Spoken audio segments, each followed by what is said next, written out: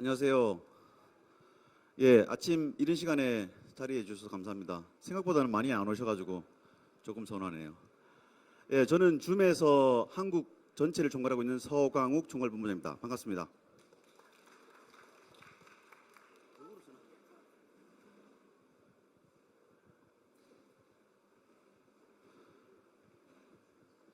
예, 다시 한번 넥스트라이즈에서 발표를 맡게 돼서 대단한 영광을 생각하고요. 저희 줌은 잘 아시지만 왜 한국에 뭐 지사가 없느냐, 한국에 사람이 없느냐 많은 질문을 받았는데 제가 작년 이제 11월 1일부로 1호 입사제로 입사를 해서 여러 가지 하고 있습니다. 그래서 오늘 넥스트라이즈 행사에 참석해 주셔서 다시 한번 감사드리고 저희가 줌 미팅 말고 다른 것들도 많이 있는데 특히 이제 스타트업이나 혹은 벤처를 위해서 무엇을 하고 있는지를 좀 준비해 왔습니다. 그래서 편하게 들으시면 되겠습니다.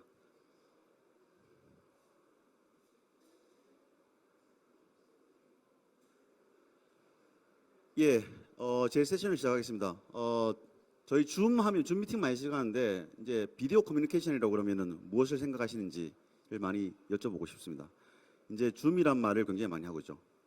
그리고 집에서 미팅을 한다 그러면은 무엇을 생각하시는지라고 여쭤보면 줌이라는 것들을 많이 떠올리시는 것 같습니다. You're on mute. 뮤트인데요? 라고 생각드는 게 어떤 것이 있을까요? 예, 바로 저희 줌입니다.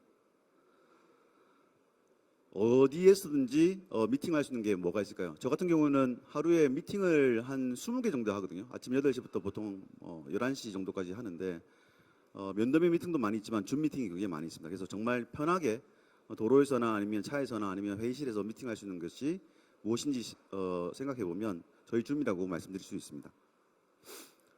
정말 일하는 방식 혹은 커뮤니케이션하는 방식이 많이 바뀌고 있는 것 같습니다. 그리고 커뮤니케이션 문화 자체가 많이 바뀌고 있는 것 같습니다. 예, 그 중에 바로 저희 줌이 있습니다. 혹시 셀룰러 테이프란 말 아시나요? 잘 모르시죠? 보통 스카치 테이프라고 하시는 거죠. 원래 명칭은 셀룰러 테이프가 정식 명칭인데 3M에서 만든 스카치 테이프가 대명사가 된 것처럼 저희도 화상 회의라고 하면 특히 젊은 친구들은 요새 화상회의란 말 잘 안 쓰죠. 줌으로 붙자, 줌으로 하자라는데 정말 저희가 셀룰러 테이프를 스카치 테이프로 대변되는 것처럼 저희 화상회의의 화두를 저희 줌이 지금 대체하고 있는 것 같습니다. 말씀드리고 싶은 거를 먼저 조금 말씀드리고 다음 주제로 가겠습니다. 줌 하면 줌 미팅만 생각하시죠. 줌 제가 엄청나게 많은 고객사를 만나고 있고 많은 발표를 하고 있지만 줌에서 오셨다 그러면은 줌 미팅 필요한데 라고 생각하시는데 생각보다 줌의 포트폴리오는 굉장히 넓습니다.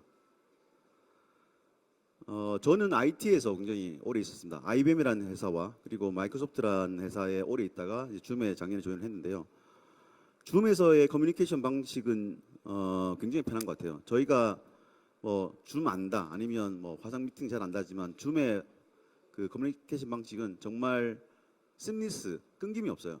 보통 제가 오면서도 차에서도 콜을 2개 하고 왔지만 챗으로 먼저 얘기를 하죠.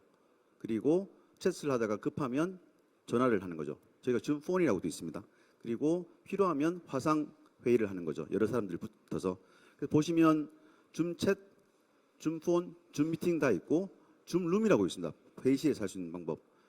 정말 제가 IT에 오래 있었지만 하나의 가장 컴팩트한 플랫폼으로 유니파이드 커뮤니케이션 하는 게 줌이라고 생각하고 지금 보시는 전체의 포트폴리오를 보시는 것처럼 하나의 어플리케이션에서 챗으로 시작해서 미팅, 그다음에 방, 전화까지 즉시적으로 할 수 있는 게 있습니다.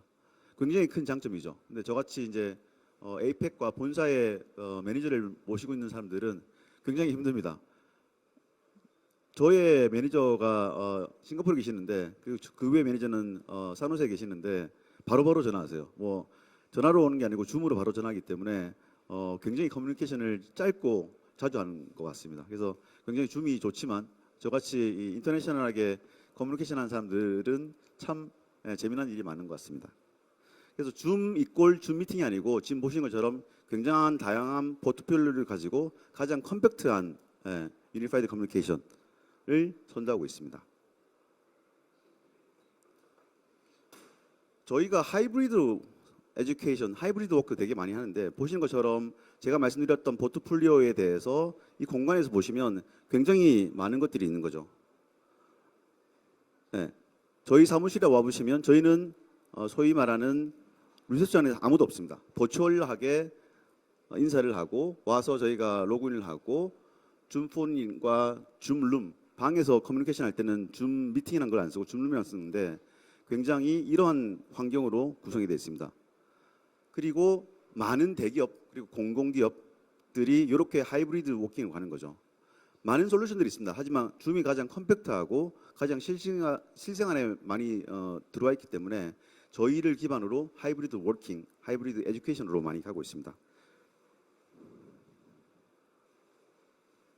예, 왜 줌인지 그리고 왜 지금인지에 대해서 잠깐 설명을 드리겠습니다. 많은 이야기를 하지만 지금만큼 비디오, 영상을 통한 강점이 있는 것은 지금만큼 다른 시기가 없는 것 같습니다. 줌 이꼴 줌 미팅, 줌 이꼴 코로나, 줌 이꼴 팬데믹이라는데 저희는 그렇게 생각하지 않습니다. 지금 저희가 개인적인 의견 하나 말씀드리면 저는 전공을 사회학을 했습니다. 굉장히 사회학적인 걸 많이 접근을 하는데 소위 말하는 광장 문화 이런 건 없었죠. 한국의 광장 문화는 없었습니다. 한국의 광장 문화라 하면 집회이고 불법이고 구속되는 거였는데 저희가 2002년 월드컵에 응원을 하면서 광장 문화가 생겼죠. 그 광장 문화는 지금도 계속 지속되고 있습니다. 그런 것처럼 팬데믹 시대에 저희 줌이 굉장히 부상을 했지만 그 뒤로는 다시 돌아가지 않는다고 생각합니다. 그래서 지금 말씀드렸던 저희 줌 혹은 영상 혹은 비디오 콜의 그러한 장점 그리고 그 기반으로 한 커뮤니케이션 방식은 계속 갈 거라 생각하고 정말 지금만큼 모든 다방면에서 영상을 보면서 하는 것들의 메리트가 있는 시기는 더 없을 것 같고 가면 갈수록 그게 더 강해졌지 약해지지는 않을 거라고 생각합니다.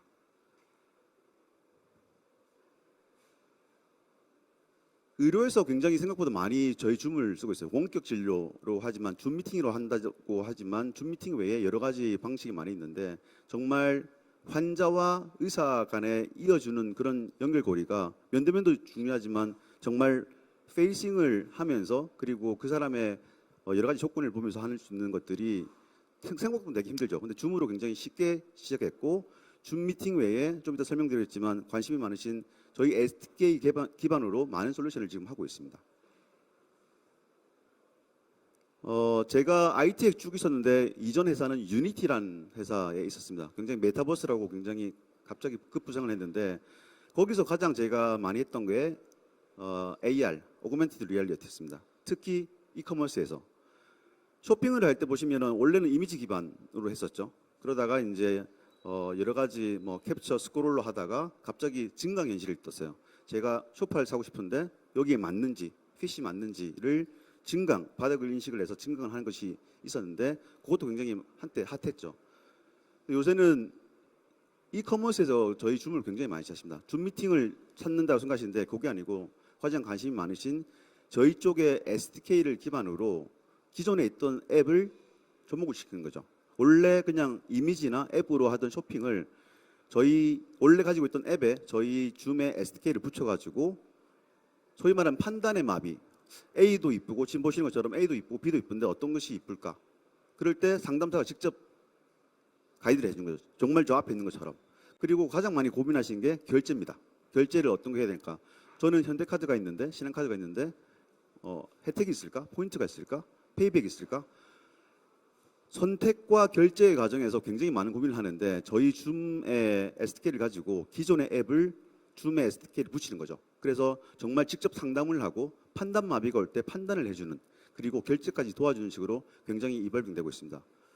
줌은 다시 한번 말씀드리면 줌 이꼴 줌 미팅이 아니고 줌이 가지고 있는 여러 가지 방향성과 여러 가지 리소스를 보시면 굉장히 재미난 시나리오가 많이 있고 그 중에 하나가 굉장히 가까운 것이 하나가 이커머스입니다. 그래서 쇼핑 혹은 이커머스의 패턴까지도 저희가 지금 같이 바꾸고 있습니다.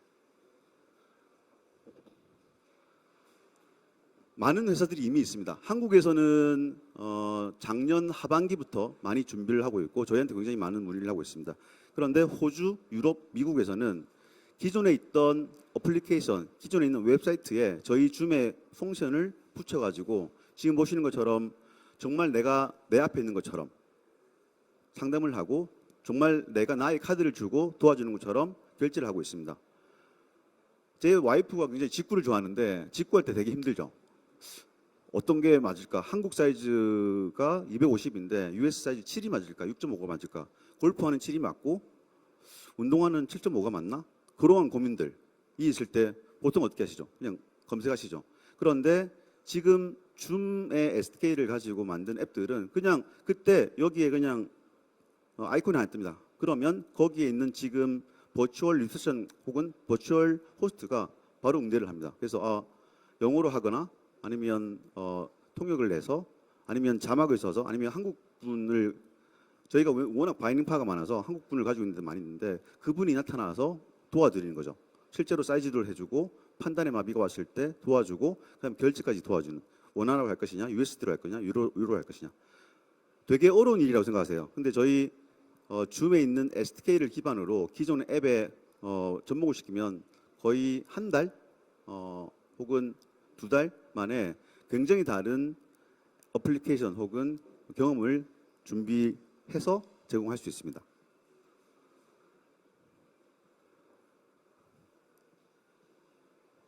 저희가 줌 이꼴 줌 미팅이라고 말씀드리지만 앱이다. 줌 미팅이라는 앱이라 생각하는데 저희는 줌 앱이 아니고 저희는 플랫폼 회사입니다. 지금 말씀드렸던 여러 가지를 가지고 이쪽으로 가고자 하는 거죠. 하나의 킬러 앱이 아니고 하나의 플랫폼으로 지금 가고 있고 보시는 것처럼 줌 미팅 외에 굉장히 많은 것들이 있습니다. 그래서 일을 하면서 혹은 커뮤니케이션을 하면서 여러 가지 방식을 혁신시키는 것도 있지만 좀 더 말씀드린 것처럼 좀 이따 말씀드린 것처럼 스타트업이나 혹은 벤처 쪽에서 굉장히 많은 일을 하고 있고 지금 제 세션 다음에 이제 이어서 할 알로에서도 그러한 것들을 먼저 진행을 했습니다. 개발자를 굉장히 저희 선호합니다. 저희 줌에 대해서 잘 아시겠지만 저희는 이제 엔지니어, CTO가 회사를 만든 거라서 굉장히 개발자를 중시하고 개발에 불편함이 없도록 많이 집중을 하고 있습니다.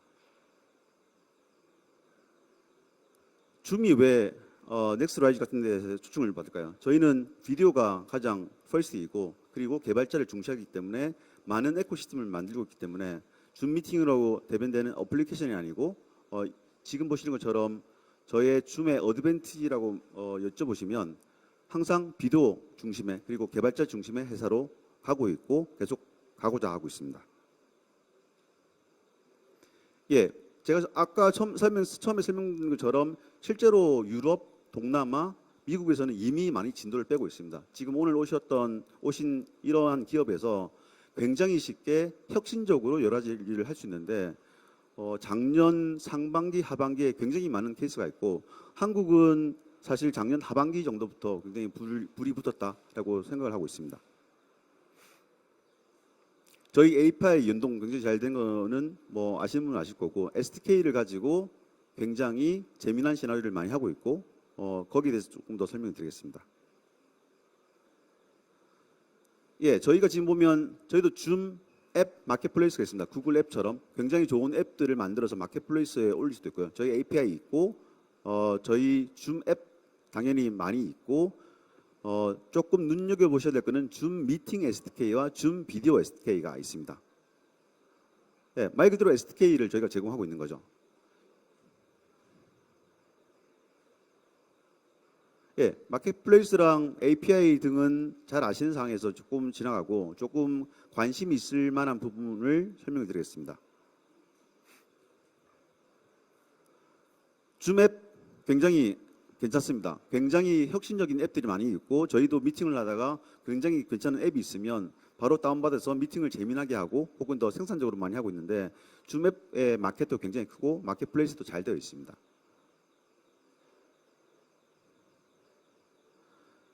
SDK는 크게 두 가지가 있습니다. 굉장히 많이 듣는 질문에서 두 가지를 설명해 드릴게요. 미팅 SDK, 줌 미팅 SDK가 있고 비디오 SDK가 있습니다.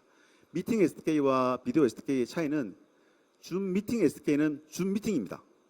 줌 미팅이 가지고 있는 저희가 R&D를 한 모든 것들을 다 제공을 합니다. 엄청난 파워가 있는 거죠. 저희가 어떻게 네트워크를, 어떻게 영상을, 어떻게 음성을, 어떻게 매니지를 하는 그러한 기술이 다 녹아지는 게 줌 미팅입니다. 굉장히 파워풀하죠. 그런데 줌 미팅을 쓰시는 고객도 있고 안 쓰시는 고객이 있는 게, 줌 미팅은 딱 보면 줌이다 보시는 것처럼 이거 줌이네. 레이아웃이 줌 미팅의 레이아웃을 못 벗어납니다. 펑션이나 기능은 많이 있지만 레이아웃 자체가 줌 미팅의 스타일을 아직까지는 그것만 제공하고 있는 거죠. 곧 바뀌겠지만 굉장히 파워풀하지만 레이아웃 등의 약간 플렉시빌리티가 조금 떨어집니다. 하지만 기능은 굉장히 파워풀한 거죠. 정말 저희가 R&D를 하고 있는 모든 기술들이 다 녹아져 있는 게 줌 미팅입니다. 비디오 SDK는 그 중에 비디오 부분만 가져온 게 비디오 SDK입니다. 장점은 굉장히 플렉시블해요. 그냥 비디오 펑션을 지금 있는 앱이나 지금 있는 어플리케이션이나 플랫폼에 그냥 넣으면 되는 거죠. 비디오 펑션만 줌이 가지고 있는 굉장한 기술을 들고 와서 넣는 겁니다. 굉장히 자연스럽죠. 하지만 전체 기능을 보면 줌 미팅을 해보신 분이 아시겠지만 생각보다 밑에 기술이 엄청난 기술이 많이 있거든요. 그러한 기술이 다 오지는 않고 줌 미팅에 혹은 저희 기술 중에 비디오에 중시된 기술들만 따르는 거죠. 가장 많이 문의를 받는 게 비디오 SDK입니다. 교육산업, 교육을 해봐야겠다. 당연히 영상을 하는 게 있었죠. 그런데 줌의 비디오 SDK를 하니까 너무 쉬운 거죠. 너무 안정적인 거죠. 말씀드렸던 리테일 아주 재미납니다. 말씀드린 것처럼 기존에는 앱을 했는데 판단의 마비가 왔을 때 어떡하지? 결제를 해야 될 때 어떤 게 나올까? end포인트를 써야 될까? 신한 캐시백을 써야 될까? 고민이실 때 비디오 SDK를 장착을 해서 원래 있던 앱에서 비디오 기능을 굉장히 강화시켜서 바로 끊김없이 바로 상담을 할 수 있는 그러한 것들을 하고 있고요. 뱅킹. 은행에서 요새 ATM 하면 옛날에는 이렇게 전화를 했잖아요. 저 뭐 통장을 다시 만들려고는 안 되는데 어떡할까요? 그렇게 안 하죠. 엄청나게 많은 뱅킹 산업에서 바로 거기에 ATM 쪽에서 아니면 또 다른 키오스크에서 바로 비디오로 상담을 하거나 문제를 해결해 주는 게 있는데, 지금 말씀드린 것처럼 에듀케이션, 그리고 하이텍, 리테일, 파이낸스에서 굉장히 많이 재미난 케이스가 있고, 특히 처음에 말씀드린 것처럼 의료 쪽에서도 굉장히 많은 것 같습니다. 그래서 지금 말씀드렸던 두 가지 SDK를 가지고 엄청나게 많은 기업들이 있고 엄청나게 많은 케이스가 있고 엄청나게 많은 재미난 시나리오도 있습니다. 그래서 다시 한번 말씀드리지만 오늘 넥스트라이즈에 오신 분들의 관심이 많이 있을 법한 부분이 특히 이 SK를 가지고 어떤 걸 하고 있을까? 저희 홈페이지에 와보시면 굉장히 잘 되어 있거든요. 그래서 줌이 제공하고 있는, 줌이 지금 10년 넘게 쌓아온 기술을 가지고 통째로 가져가는 거죠. 전체 기술을 가져가서 쓰겠다. 그런데 레이아웃은 줌 미팅 스타일로 하겠다면 줌 미팅 SDK를, 그리고 우리는 비디오만, 우리 거에 비디오만 접목을 하겠다 그러면은 비디오 SDK만 들고 와서 하시면 됩니다.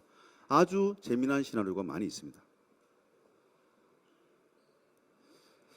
줌이 잘 하고 있는 거 알겠는데 특히 오늘 넥스트라이즈에 오신 벤처나 스타트업에 대해서 무엇을 하고 있을까라고 많이 여쭤봐서 마지막으로 이 세션을 준비를 했습니다. 피로도가 굉장히 높죠. 저도 줌 미팅 많이 했지만 정말 힘듭니다. 네, 너무 많죠. 그래서 요새는 저희 소위 말하는 코로나 버티그, 코로나의 피로도를 낮추기 위한 것들을 많이 하고 있고, 저희가 글로벌하게 4개의 하드웨어 밴드와 피로도를 낮추기 위해서 많은 것들을 하고 있습니다. 지금 보시는 장비는 니트, 소위 말하는 그 화상업계의 애플과 같은 존재인데, 보시면 철제인데 패브릭을 입혔어요. 그래서 제가 집에서 줌 미팅을 할 때 저의 랩탑, 저의 핸드폰도 하지만 요 니트란 장비를 가지고 같이 하는 거죠. 굉장히 좋아요.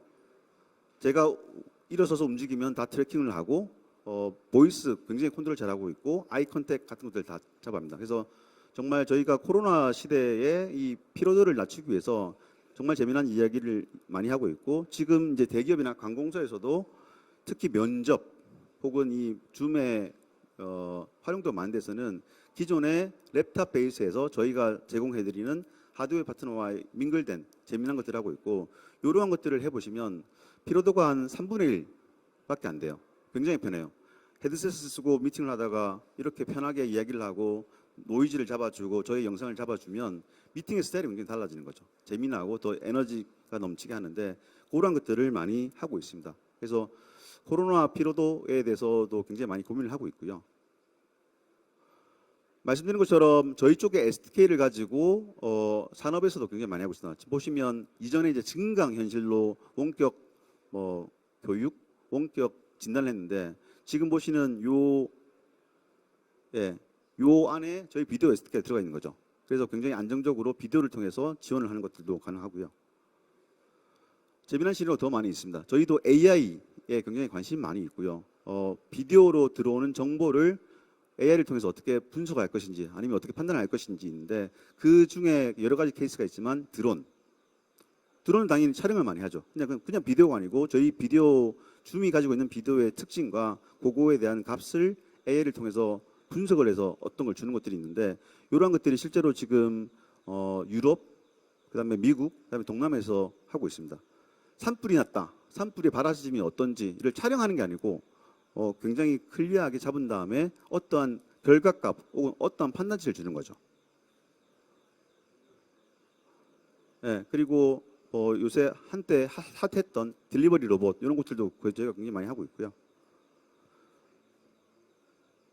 위험한 지역을 저희 줌의 기술로 대체하는 것들도 많이 하고 있습니다. 예, 리테일, 물류 같은 데도 굉장히 많이 쓰고 있고요. 그래서 여러 가지 줌 미팅 외에 여러 가지 많이 있는 것들을 설명을 드렸는데 오늘 참석하신 회사에서 줌과 어떻게 할 것인지를 많이 여쭤보는데 저희는 개발자 중심의 회사이고 비디오 중심의 회사입니다. 그래서 개발자를 위한 것들이 굉장히 많이 열려 있고 실제로 저희 이제 디벨로퍼 홈페이지 가보시면 여러 가지 것들이 잘 준비되어 있습니다. 그리고 포럼도 있고요. 그리고 개발을 할 때 답답하시면 지원해주는 서포트 사이트도 잘 되어 있고요. 네, 그리고 블로그도 많이 있습니다. 그래서 정말 지식을 공유하는 것들도 잘 되어 있습니다. 네, 가장 많이 질문을 받는 건데 저희도 펀드가 있습니다. 줌으로 개발된 줌 앱의 것들이 잘 되어 있으면 저희가 줌 앱 펀드라고 있고 저희가 100% 하겠지만 요 사이트에 가보면 디테일이 굉장히 잘 되어 있는 거죠. 그래서 줌이 정말 저희가 줌 미팅 혹은 다른 솔루션을 파는 것뿐만 아니라 저희도 벤처나 혹은 스타트업에 대해서 굉장히 많은 관심 가지고 있고 지금 투자를 하고 있습니다. 예, 첫 번째 세션에서 조금 서먹서먹하거나 혹은 분위기가 그러는데 잘 들어주셔서 감사드리고 제가 설명드렸던 이 시나리오에 대해서 실제로 어떻게 적용을 했는지 그 다음 세션으로 저희 알로에 이사님께서 발표를 하겠습니다. 감사합니다. 네, 안녕하세요. 알로에 박준영입니다. 반갑습니다. 네, 앞서서 줌의 서광우 본부장님께서 줌과 스타트업의 상생에 대해서 말씀해 주셨는데요. 네, 바로 그 스타트업 중 하나가 저희 알로입니다. 저희 알로는 알로 for 줌을 런칭하면서 줌 앱스 파트너십에서 한국계 스타트업에서는 최초 유일하게 1기에 포함이 되었고요. 저희 회사 관련해서 간단히 좀 소개를 드리면요. 저희는 실리콘밸리에 위치하고 있고 한국에도 여기 테헤란로에 지사가 있습니다. 저희는 버추얼 워크스페이스를 만들고 있습니다. 오늘은 제가 세 가지 말씀드릴 건데요. 처음은 이제 얼리 스테이지 스타트업으로서의 파트너십에 관해서 말씀을 드리고 요즘에 굉장히 궁금해들 많이 하세요. 알로 미국으로 플립했는데 플립 어떻게 하냐, 언제 하냐 이런 것들 말씀해 주시는데 플립 관련해서 하고 또 플립을 미국으로 했으면은 투자를 받아야 될 거 같잖아요. 그래서 투자에 관해서도 좀 말씀을 드릴 거고요. 마지막으로 제품 관련해서 여러분들께서 사실 가장 기대하실 부분인데 저희가 또 새로운 제품을 들고 나왔습니다. 그래서 이렇게 세 가지 오늘 말씀드리겠습니다. 네, 처음은 파트너십입니다. 제가 파트너십 말씀드릴 때 항상 좀 드리는 말씀이 이 코끼리, 사파리에는 코끼리인데 스타트업, 특히 얼리 스테이지 때 스타트업은 굉장히 작고 미약한 존재예요. 그래서 사파리에서 코끼리가 이렇게 가다가 밟혀 죽을 수 있는 그런 존재인데 그러면 처음에 저희가 회사를 세우고 이러면은 살아남아야 하잖아요. 어떻게 살아남을 수 있을까요? 그 공간을 찾아야 되는데 코끼리가 가지 않는 그 공간들, 그 공간을 찾는 방법 중 하나가 저는 파트너십이라고 생각합니다. 얼리 때 좀 파트너십을 찾아보면은 저는 세 가지 정도 있다고 생각해요. 어떤 마케팅적인 부분이 될 수도 있고 기술적인 부분이 될 수도 있고요. 그리고 공급적인 부분이 될 수도 있겠죠. 저희 이제 알로 같은 경우는 줌하고 마케팅적 그리고 기술적인 부분에서 파트너십을 맺고 있고 한국에서는 저희 네이버 웨이라고 맺고 있어요. 그리고 디스트리뷰션 쪽에서는 저희는 소프트뱅크와 맺고 있습니다. 그러면 저희 알로는 왜 줌이랑 파트너십 맺었을까요? 사실 저희가 이제 처음에 줌에서 이제 저희한테 제안을 주셨을 때 저희는 첫 미팅 들어가서 너무 감격을 했었어요. 사실은 어떻게 이렇게 큰 회사가 이렇게 고속 성장한 회사가 이렇게 조그만 스타트업한테 동등하게 대해주실까? 사실 굉장히 큰 감명을 받았었고 그러다 보니까 저희도 자연스럽게 저희의 비전이라든지 스타트업으로서의 비전, 미션에 대해서 자세히 좀 설명을 드릴 수 있는 기회가 있었고요. 그래서 그런 첫 미팅 그리고 그 이후에 쭉 후속 미팅들이 저희가 줌과 파트너십을 맺고 어떤 윈윈을 할 수 있는 그런 단초가 되지 않았나 저는 그렇게 생각합니다. 조금 저희 회사에 대해서 조금 말씀을 드릴게요. 저희 여정에 대해서 좀 말씀을 드리면은 저희는 이제 한국에서 시작을 했고요. 한국에서 시작한 스타트업이고 이후에 저희가 19년도에 미국에 있는 탑 엑셀러레이터죠. 알케미스트에 합격을 해가지고 이제 미국으로 본사를 옮기게 됩니다. 그리고 이후에 한 3개월 정도 있다가 저희가 글로벌 베타 프로그램을 런칭을 했고요. 뭐 되게 힘든 일 많았어요. 미국 가가지고 처음에 가니까 저희가 이제 알케미스트에서 이제 발표 연습하고 피칭 연습 여러분들 뭐 다 피칭 하시죠? 연습할 때 저희 뭐 10점 중에 0점 주시고 뭐 이러는 거예요. 1점 주시고 어쨌든 되게 힘든 때가 많았는데 다 이겨내고 저희가 결국 나중에는 종합 2등으로 이제 마무리를 했는데요. 그리고 이제 뭐 제품도 저희가 제품을 만드는 회사니까 제품도 많이 이제 런칭을 했어요. 처음에 이제 웹 버전 그리고 데스크탑 그리고 모바일 이렇게 쭉 런칭을 했는데 여러분들 다 아시는 프로덕트 헌트에서 또 런칭을 했고 이제 어떻게 열심히 하다 보니까 또 할 때마다 1등을 해가지고 언제나 한 번은 프로덕트 헌트에 이제 파운더 CEO께서 트위터에 올리셨더라고요. 알로 얘네 다윗과 골리앗 싸움인데 대단하네 이런 취지로 이제 올려주셨는데 뭐 저희 도전하는 스타트업 입장에서는 사실 굉장히 뿌듯한 일이었고 그랬죠. 그리고 이제 2021년 여름에 7월 달이었죠. 줌 앱스 런칭하면서 저희 이제 알로 폴 줌을 줌과의 그런 파트너십을 이제 마무리를 짓게 됐는데요. 사실 이렇게 하나의 슬라이드로 하나의 그림으로 이렇게 말씀을 드리니까 좀 간단해 보실 수도 있는데 저희가 이렇게 파트너십 맺기까지 정말 수십 번의 미팅을 했고 줌에서 먼저 제안을 주시고 저희가 이제 팔로우업해서 마케팅 팀, 뭐 프로덕트 팀, 엔지니어링 팀, 마지막으로 줌에 이제 경영진 분들 이렇게 쭉 정말 수십 번의 미팅을 하면서 약 6개월 정도 준비를 한 파트너십의 결과고요. 그러면 저희랑 줌은 파트너십을 통해서 어떤 거를 좀 주고받고 서로 도움이 되었을까요? 저희 이제 알로 같은 경우는 어떤 화이트보드 플랫폼을 좀 넘어서서 버추얼 워크스페이스로 가는 길목이었고 줌 같은 경우는 이제 스타트업과 상생을 통해서 유저 익스피리언스를 향상시키실 그런 이제 큰 그림을 가지고 계셨는데 줌 이코시스템을 빌딩하고 계셨죠. 저희 같은 경우는 어떤 그런 화이트보드를 제공하면서 줌의 그 유저 익스피리언스를 계속 향상을 시켜드렸고 줌 같은 경우는 저희한테 이제 그런 큰 기회를 주셔가지고 뭐 유저의 유입이나 또는 이런 브랜딩, 마케팅적인 측면에서 좋은 파트너십이었습니다. 결과적으로는 뭐 상당히 윈윈스러운 그런 파트너십이었고 저희는 이제 10배 성장 그에 힘입어서 작년에 10배 성장을 했습니다.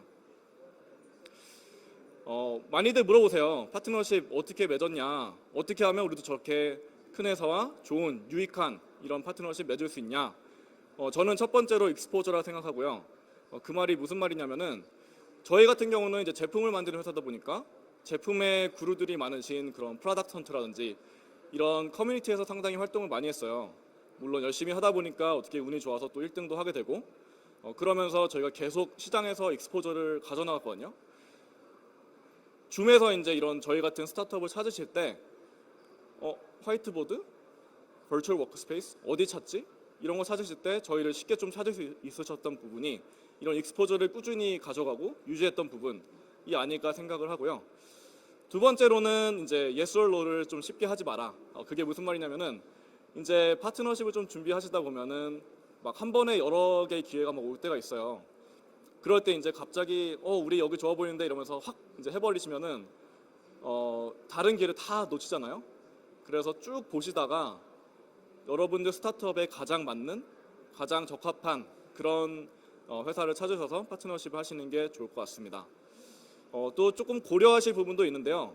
저희가 이제 스타트업이다 보니까 항상 그 시간하고 자원이 모자라요. 시간은 뭐 여러분들 런웨이가 예를 들면 6개월 정도 남았는데 파트너십 맺는데 7개월 걸리면은 그동안 투자 못 받으면은 회사 망한 다음에 파트너십 생기잖아요. 그래서 이런 시간적인 부분 반드시 고려해야 되고, 자원적인 부분도 사실 밑에 제가 말씀드리는 키 파트너십하고 좀 연관이 많이 되는데 스타트업은 사람이 없어요. 그래서 뭐 혼자 여러 가지 일을 하시는 데도 많고 뭐 저희도 그렇고요. 근데 파트너십을 욕심내셔가지고 뭐 10군데, 20군데 한꺼번에 하시다 보면은 다 흐지부지 되고 하나도 안 돼요. 그래서 정말 중요한 곳들 한두 곳, 특히 얼리일 때 굉장히 중요한 부분인 것 같습니다. 그리고 이어서 제가 플립하고 후속 투자 관련해서 조금 말씀을 드릴게요. 저희가 이제 아까 말씀드렸듯이 한국에서 시작한 회사고, 이제 플립이라는 과정을 통해서 미국으로 저희가 2019년도에 9월달에 이제 옮겨갔고, 그리고 그때 이제 맞물려서 한국에서 마지막 기관 투자를 받았어요. 그리고 이제 미국 가서 약간 연착륙 개념으로 엔젤 라운드 돌아서 성공적으로 마무리를 했고, 이제 정식 펀드레이징 라운드는 저희가 몇 개월 안 됐어요. 작년 12월달에 이제 들어갔고, 줌하고 저희가 파트너십 맺었던 게 2년이 돼가지고 줌 벤처스, 아까 이제 서광 본부장께서 말씀해 주셨는데 줌 앱스 펀드 그쪽에서 저희가 가장 먼저 커밋먼트를 주셔가지고 다른 훌륭한 VC들하고 함께 굉장히 순조롭고 빨리 펀드레이징 라운드를 마무리 지었고요. 일단 플립을 좀 말씀드려야 될 것 같은데, 많이들 요즘 물어보세요. 우리도 회사를 한국에서 시작했는데 미국이나 뭐 싱가포르나 이런 글로벌 로케이션으로 옮기고 싶은데 어떻게 할까요? 이런 질문들 많이 하세요. 좀 개념부터 말씀을 드리면요. 단순히 이제 회사를 한국에서 뭐 글로벌 로케이션을 옮기는, 그냥 지리적으로 옮기는 그게 아니라 이런 주주 간의 관계를 통해서 어떤 지분의 구조를 바꿔나가는 그런 이제 결과적으로 이제 법적인, 경제적인 부분이 전부 이제 외국으로 옮겨가는 그런 게 이제 플립을 한 과정인데요. 기본적으로 저희가 플립을 하시게 되면은 이제 저희 예를 좀 들어볼게요. 이제 한국 법인, 미국 법인 이렇게 따로 있었는데 한국 주주들은 한국 법인을 소유하고 있고 지분을 소유하고 있죠. 그리고 미국 주주들은 미국 법인에 대한 지분을 보유하고 있는데, 이제 플립을 하게 되면 그 한국과 미국의 주주들이 공동으로 이제 저희 같은 경우는 미국으로 갔으니까 미국의 지분을 보유하게 되고, 대신 저희 미국 법인은 지금 한국 법인을 지사의 개념으로 100% 자회사로 소유하고 있는 이렇게 구조가 바뀝니다. 그러면 좀 플립을 하면 좋은 점은 뭐냐면은 당연히 이제 시장이 조금 넓어지면서 그 해외 투자 유치가 굉장히 좀 수월해진다고 할 수가 있고요. 그러다 보니까 밸류에이션 부분에서 조금 이제 플러스가 되는 부분이 있을 수 있고요. 이 부분은 또 중요한 부분인데 조금 그 엑시트 기회가 더 다양해지고 더 많아질 수가 있어요. 이게 무슨 말이냐면은 저희가 이제 뭐 IPO로 생각하시면은 나스닥이나 뭐 뉴욕 증시 이렇게 있을 수가 있고, 이제 M&A 생각하시면 또 미국의 글로벌 기업들이 많잖아요. 그런 M&A 기회들도 또 더 다양하게 많이 보실 수 있는 것 같고, 뭐 규제적인 부분도 조금 도움이 되실 부분도 있겠죠. 또 좀 고려하셔야 되는 부분은 이제 되게 한국의 기반이 굉장히 강하신 회사들은 미국이나 뭐 다른 외국으로 가시게 되면은 해외 투자가 조금 어려워질 수가 국내 VC의 투자가 조금 어려워질 수가 있는 게, 국내 VC들만이 가지고 있는 그런 그 어떤 리밋이 있을 수가 있고요. 또 이제 펀드 규약에 따라 가지고 뭐 해외 투자가 좀 불가능한 것도 있고, 그런 부분들을 조금 잘 고려를 하셔야 될 것 같고요. 우리 팀이 미국에 맞느냐, 우리 제품이 미국에서 잘 할 수 있느냐, 이런 부분들도 굉장히 신경 쓰셔야 할 부분인데, 저희 같은 이제 저희 회사도 이제 미국 갈 때 고민을 되게 많이 했어요. 우리 제품이 미국에 맞냐, 잘 할 수 있냐, 그리고 우리 팀이 미국에서 성공할 수 있냐, 이런 것들 정말 수십 번, 수백 번 되뇌면서 자신한테 물어봤었는데, 결국은 저희가 철저한 분석을 통해서 이제 미국으로 옮기기로 결정을 한 거고요. 또 중요한 거는 시점 그리고 주주 동의 문제인데, 시점도 이제 너무 늦게나 또 너무 일찍 가시면 또 어떻게 한국계사로서 적응을 잘 못하시는 뭐 제가 요즘에 보면은 플립으로 플립 이제 하셔서 미국으로 오셨다가 한국으로 돌아가는 이거 역플립이라는데 종종 봤어요. 그래서 이런 것들 좀 신경 쓰셔야 되고 주주도 이제 동의를 안 해줄 수도 있어요. 보통 일반적인 회사의 경우에 이제 주주 전원이 동의를 하셔야 이제 가는 건데 안 해줄 수 있기 때문에 그런 부분들을 우리가 잘 설득할 수 있을까, 빨리 설득할 수 있을까 이런 부분 좀 고려하셔야 될 것 같습니다. 투자 관련해서 좀 말씀드려 볼게요. 이제 뭐 투자하면 되게 스타트업 투자하면 되게 여러 가지가 있는데 저희는 요 가운데 이제 미국에서 엔젤 투자, 엑셀러레이터 그리고 후속 VC 투자 이렇게 경험을 해봤고요. 일단 후속 VC 투자, 기관 투자자를 좀 제외하고 그 앞단의 것들 이제 바로 미국으로 플립해 가시거나 미국에서 이제 창업을 하시면 앞단의 것들이 좀 궁금하실 텐데 이제 개인 엔젤들 저희는 요 네 가지 분야 중에서 총 세 가지를 경험해봤어요. 개인 엔젤들, 엔젤 클럽들 그리고 엑셀러레이터 이렇게 해봤는데 좀 설명을 더 드려볼게요. 엔젤들 관련해서 먼저 말씀을 드릴 건데 뭐 이분 다 아시죠? 유명하신 분이니까 피터 티엘. 뭐 저희 투자하신 분은 아닌데 저희 요즘 옛날에는 저희가 막 아름아름으로 막 소개를 받고 미국에서 그랬어야 되는데 요즘에는 이런 플랫폼이 굉장히 활성화 많이 돼 있어가지고 엔젤 코어 같은 데 찾아보면은 이렇게 뭐 숫자도 다 나오고 해요. 170개 정도 투자하셨고 60개 정도 엑시트 하셨는데 굉장히 성적이 좋으시죠. 우리가 다 아는 뭐 링크드인, 페이스북 이런 데 투자하셨고 뭐 저희 회사 같은 경우는 이제 엔비디아의 전 CTO, 파운딩 멤버신데 그런 분들 엔젤 투자하셨고요. 좀 구조부터 먼저 말씀을 드리면은 이해하시기 편하실 것 같아요. 왼쪽 그림 보시면은 이제 기관 투자자의 구조인데 LP와 GP가 나눠져 있고 LP가 돈을 쏘고 GP가 투자하는 그런 구조고 이제 엔젤 같은 경우는 LP, GP가 뭐 한 몸이죠. 자기 돈 자기가 투자하는 거니까 좀 간단한 구조가 되겠죠. 좀 자세히 말씀을 드려보면요. 뭐 기관 투자자 같은 경우는 이렇게 복잡해요. 그러다 보니까 의사결정 구조가 좀 길어지고 복잡해지고 단계가 여러 가지고 뭐 그렇게 될 수가 있겠죠. 리스크적인 측면에서 좀 알아보시면 재미있는데 저희 이제 창업자들 다음으로 리스크를 좋아해요. 그래서 리스크 감내를 많이 하기 때문에 이런 부분도 조금 고려하시고 투자를 접근하시면 좋겠습니다. 좀 정리를 해보고 넘어갈게요. 일단 엔젤들은 의사결정 구조가 간단하기 때문에 그 디시전 메이킹까지 시간이 굉장히 짧게 걸려요. 저희 같은 경우도 이제 미국에서 엔젤 투자를 받을 때 정말 만난 다음에 15분 만에 그런 분 두 분 계셨는데 액수도 굉장히 컸어요. 근데 바로 체크 사인하고 가시더라고요. 그리고 저희가 이제 엔젤들은 보통 세이프로 이제 투자 계약을 하니까 계약 부분도 굉장히 단순하죠. 뭐 컨트롤 라이츠나 어떤 이사회 자리 요구한다든지 이런 것도 많이 없고 어떤 프로핏 시킹 하는 부분은 되게 재밌는 부분인데 저희가 엔젤 투자를 받으면서 어떻게 투자를 하시는데 리턴을 요구하지 않을까 이런 리턴에 왜 관심이 없으실까 이런 좀 의문점이 들었는데 이제 나이가 조금 있으신 투자자분들은 저희 같은 이제 젊은 창업자들하고 교류를 좀 원하세요. 그런 부분에서 투자를 하시기도 하시고 또는 어떤 인더스트리 그 트렌드를 좀 경험하시기 위해 가지고 그래서 투자하시는 부분도 있어가지고 그런 부분이 좀 기관 투자자랑은 좀 다른 부분이니까 좀 어떤 투자의 스펙트럼적인 측면에서 좀 다양해질 수가 있으니까 나중에 투자 유치를 하실 때 좀 참고하시면 되겠습니다. 마지막으로는 그 엔젤에 관해서 마지막으로는 이제 엔젤 클럽인데 미국에는 그 지역 기반의 엔젤 클럽이 굉장히 다양하게 많아요. 굉장히 오래됐고 그래서 미국으로 이제 옮겨가시면은 그런 부분들 조금 찾아보시면 좋은데 뭐 예를 들면 뉴욕 같은 데 가시면 뉴욕 엔젤스 뭐 저희는 이제 캘리포니아에 있으니까 캘리포니아 좀 말씀드리면은 뭐 스탠포드 엔젤스나 샌딜 엔젤스 이런 데 유명한데 뭐 저희는 이제 저희 회사는 스탠포드 엔젤스에서 투자를 받았어요. 마지막으로 이제 투자 관련해서 마지막으로 이제 엑셀러레이터 좀 말씀드릴 건데 미국에 가시면은 뭐 미국이나 다른 나라로 이제 가시면은 어떤 디딤돌 역할을 잘 할 수 있는 그런 이제 구조를 가지고 있는 거라고 생각하고요. 뭐 기본적으로 이제 창업자분들께서 지원을 하시고 그리고 뭐 피칭이나 인터뷰 통해서 이제 어떤 선발 과정을 거치시고 그 다음에 이제 합격을 하시게 되면 투자를 받는데 보통 지분을 5에서 10% 정도 가져가시고 뭐 반대급부로 이제 60에서 150K 정도 투자를 받게 되는데 저희 때는 그랬는데 요즘에는 또 이게 조금 액수가 올라갔다고 그래요. 알아보시면 좋을 것 같고 뭐 지분을 요구하지 않는 데들도 있어요. 스탠포드 기반의 스타렉스 같은 데는 non-profit을 보니까 지분 요구 안 하고요. 다양하게 있습니다. 그리고 이제 합격 이후에 3개월에서 6개월 정도 엑셀러레이팅 프로세스를 거치게 되고 뭐 강의를 들으신다든지 어떤 뭐 멘토십을 가져가신다든지 뭐 회사에 맞는 어드바이저들을 구하실 수도 있고요.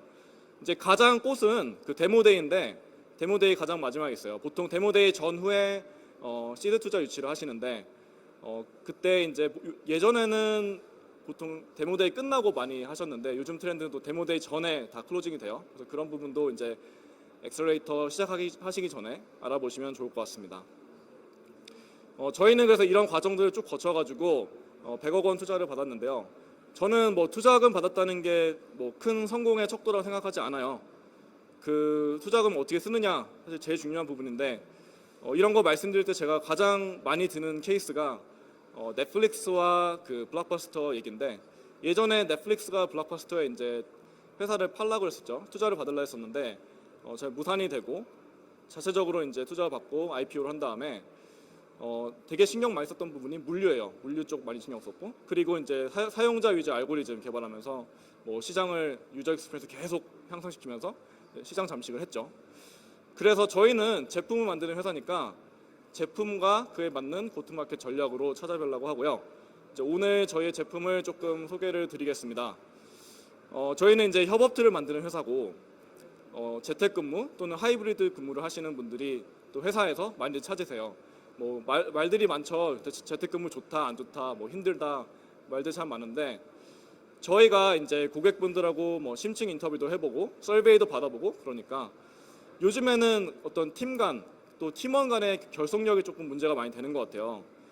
뭐 그 재택근무하면은 오버 커뮤니케이션 많이 해달라 이런 말씀들 많이 듣는데 그러다 보니까 관리자 입장에서는 직원들하고 1대1 미팅도 많이 하셔야 되고 뭐 1대 다 미팅도 많이 하시고 계속 이런 오버 커뮤니케이션 부분이 많이 생기고 어떤 내 옆에 누가 뭐 하고 있는지 모르니까 트랜스퍼런시 부분에서도 굉장히 좀 다운되는 그런 경향이 있고 이런 것들이 모여가지고 좀 팀 전체적으로 회사 전체적으로 좀 취약해지는 것 같아요. 그러면 저희가 뭐 사무실로 돌아가고 재택근무 종료하는 게 답일까요? 뭐 실리콘밸리에서 이게 굉장히 좀 화두인데 애플에서도 이제 주요 임원분 한 분이 떠났어요. 애플을 사무실 오기 싫다고. 그리고 이제 구글로 이적을 하셨죠. 뭐 테슬라 같은 경우는 일론 머스크가 또 공개적으로 무조건 회사에 와라 이렇게 말씀하시던데 되게 다양한 뷰들이 있는 것 같고요. 저희는 이제 제품적으로 또 소프트웨어적으로 좀 해결을 하려고 하는데요. 저희가 이제 새로 들고 온 제품인데 어떤 대시보드나 어떤 여러분들 뭐 스타트업 경영하시면 OKR 다 하시죠. OKR 관리가 어려운데 그런 관리를 쉽게 해드리는 부분 그리고 피플 페이지 그리고 퍼스널 프로파일 이런 거 통해서 팀 전체적인 비저빌리티 높일 수 있고요. 마지막으로 이제 이런 그런 치채링 어떤 온라인 탕비실 같은 역할을 하는 이런 자연스러운 대화를 유도하는 이런 부분들 저희가 많이 좀 제품으로 가져왔고요.